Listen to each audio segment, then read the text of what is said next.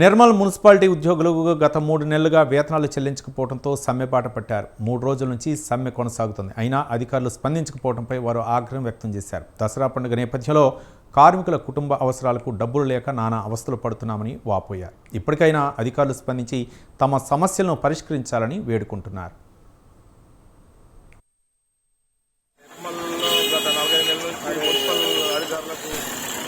Municipal కార్మికులకు జీతాలు చెల్లించకపోవడం వల్ల మున్సిపల్లో భారీగా పడకేసింది. ఎక్కడి చెత్త అక్కడనే ఉంది. రోడ్లన్నీ చెత్తతో నిండిపోయి దుర్గంధం వ్యాపిస్తుంది.